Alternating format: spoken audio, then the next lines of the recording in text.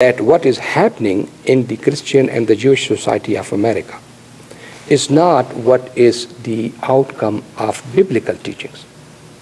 Because if these were the outcome of biblical teachings, then the Christians who are living in Pakistan, or the Jews who are living in Egypt, or the Jews who are living in Africa would have been doing exactly what the American people are doing. But the Christian and the Jews and the Hindus who live in that context do exactly as the Muslims do. So it's not the reflection of their religion, and it's not the reflection of the Quran, what the Muslims are doing. It is in that context. It is that setup. Here in America, it's the system which makes a Muslim, a Christian, a believer, Buddhist, even a non-believer do exactly the same things which majority of the system rules. So that is not the result of Judaism, Christianity.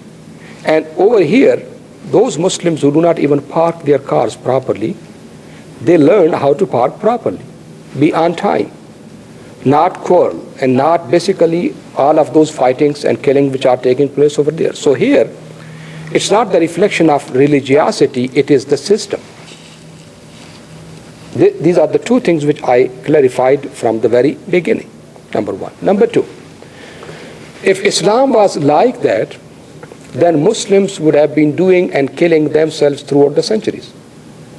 But you know, killing a Muslim was thought to be as taboo as is the situation in the Jewish community right now.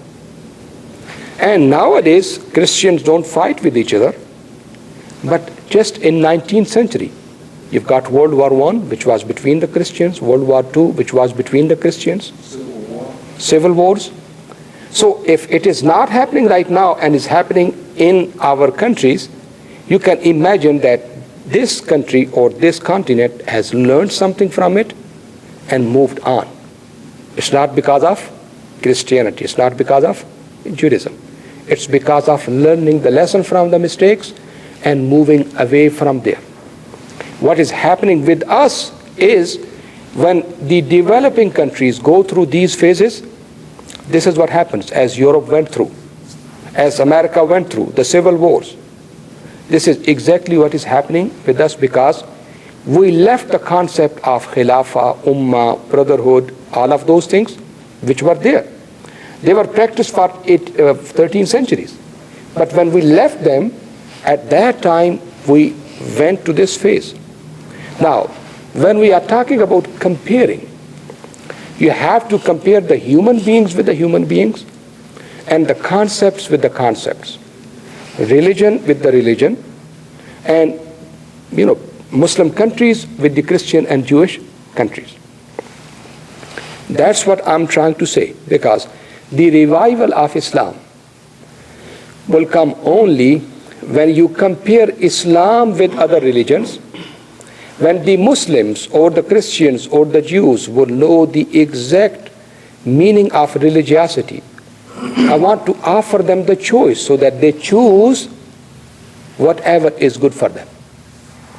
If Muslims are Muslim, they need to look at who they are and compare themselves, where do they stand from that original picture. And if somebody is Christian and Jew, I want to offer them this alternate which they may not have found in their church or temple, and many of them will be searching for it. There is a layer, there is a cover upon the Muslims, cover upon the Jews and the Christians and all the human beings. That cover is taking them away from God, the true concept of God. Some of us, we believe we have got God, but we don't have God. Some of them, they believe they have got God, but they don't have God. Some of us, we believe we are living a moral life, but in reality it is immoral. And some of others are living the immoral life thinking that this is moral.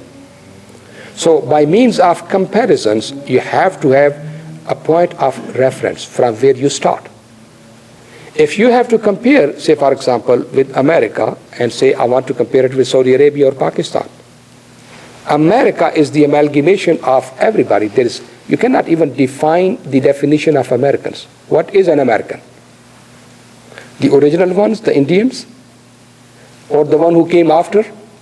or the slaves who built it, or the immigrants who came and basically put everything. There's no American identity. If you ask anybody, what is American identity? Everybody is going to tell you, to some people it could be the dress, to some people it could be drinking, partying, to some people it will be inventions, science, discovery.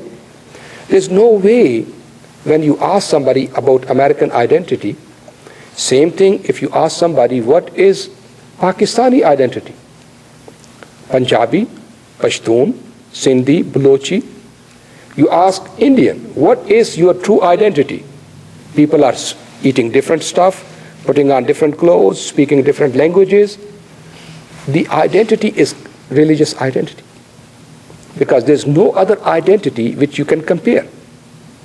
Because if you are going to say, sometimes we take these things very superficial. Oh, we are Pakistanis. But what is that identity? What is that? I'm American. What is that identity? But there's only one identity you can compare, which is the religious identity. So therefore, you compare that identity with another person's identity, that worldview with another person's worldview. And then from there you say, Muslims are wrong because they have gone away from that identity. Americans or Christians or Jews are good at this time because they are following this part of that identity, and they are wrong because they are what? On these issues they disagree with that identity. To me, I am not a Muslim who want to be just like a small, narrow Muslim. For me, Muslim or Islam is a universal phenomenon. It is that image. Anybody who fits in it becomes Muslim. Whose actions are fitting into that image becomes Muslim. And anybody whose actions or his belief system do not come in that image could be a Muslim by name, but that will not be a true Muslim. So the reason why we want to do the comparative religion, because it tells you that we are missing some boat. It is a wake-up call for all of us that why we are missing the boat, because 1, 2, 3. Number 2, to establish self-esteem and self-confidence that Islam is the solution. That we have got it, we need to learn how it is. And also to decrease this whole dependence upon, say for example, the other religion, they are superior, and because the human beings are superior because of their religiosity or their religious background.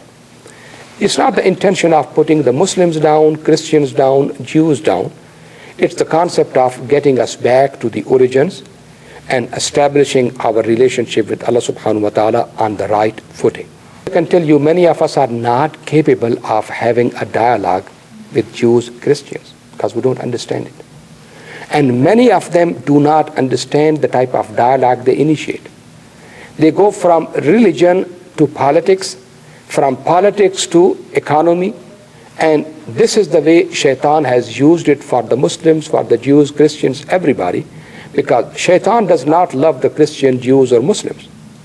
His intention is to take us all away from the original message and take us to إِنَّ الشَّيْطَانَ لَكُمْ عَدُوٌّ فَاتَّخِذُوهُ عَدُوًّا إِنَّمَا يَدْعُو حِزْبَهُ لِيَكُونُوا مِنْ أَصْحَابِ السَّعِيرِ. Shaitan wants all of us to be derailed and go to Jahannam. And he is succeeding. So those people who are sincere, whether Jews, Muslim, Christian, they need to have a dialogue, settle these issues, and try to work hard to bring humanity back to the original direction. So this is important. Yes, we as Muslims, we do not have the right to criticize anybody else. But Islam has got the right to compare and to let them know where it is wrong so that it can be fixed. So it's a wake-up call for Muslims, and it's a wake-up call for the Jews, Christians. And if we, the people of Islam, will be ill-equipped, we won't be able to do this job.